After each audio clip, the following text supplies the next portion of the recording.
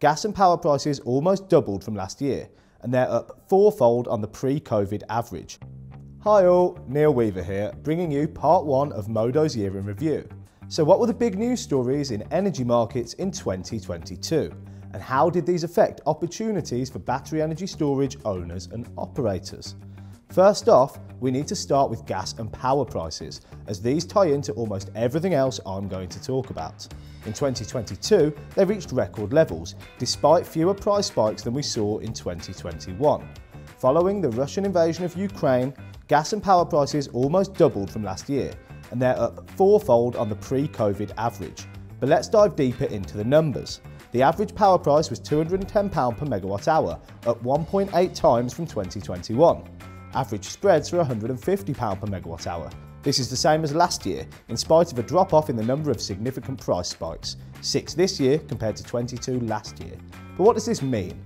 Well, the data shows a clear link between gas prices and power prices, and also a link between prices and volatility. For every doubling in power price, we saw a doubling in spread size. There is also an expectation that gas prices will never return to their pre-crisis levels and will remain very high in 2023. But what does this mean for batteries? There's a clear link between high gas prices and battery trading value. With long-term gas price assumptions now higher than previously thought, the future trading value of storage has increased. In the coming years, we expect this wholesale price volatility to underpin the battery energy storage revenue stack. But what else happened in 2022? Dynamic containment reached record prices in the summer after National Grid ESO changed its pricing methodology to better reflect the service's value to the system. However, saturation in this market has since seen prices crash. While it remains the #1 source of revenues for battery energy storage right now, reductions in volume requirements and the deployment of more battery capacity in Great Britain have led to increased competition, with lower prices since autumn. These lower prices really emphasise the importance of batteries seeking revenues from other sources in the future.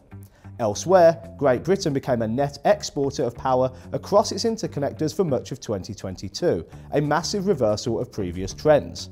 This has been driven by the previous decoupling of Great British and European gas prices and by the decreased availability of France's nuclear power fleet. Across the spring and summer, Great Britain was a net exporter of electricity, which brings into question the reliability of capacity market contracts for interconnectors. But what does this mean for batteries? Well, interconnectors have long been assumed to be reliable for imports during critical system conditions. The increased uncertainty over interconnector imports leads to more volatile pricing, especially in the hourly day-ahead market. On top of this, interconnector positions aren't being correctly factored into margin and loss of load probability calculations. In 2022, this led to capacity market notices being issued which did not accurately reflect the likelihood of actual capacity market events. And lastly, for part 1 anyway, 2022 was a record year for wind generation in Great Britain.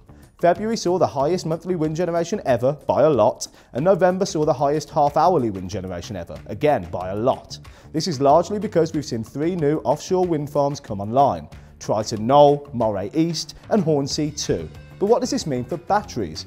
Well, greater renewable penetration on the power system is the fundamental driver of the need for flexibility and battery energy storage.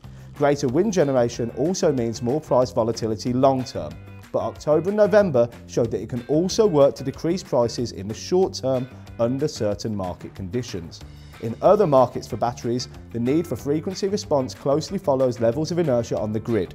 The more wind on the system, the less inertia the system has. Therefore, frequency response levels are expected to increase along with wind capacity. Anyway, that's all we've got time for in part 1. Keep your eyes peeled for part 2 of Modo's Year in Review. Take care.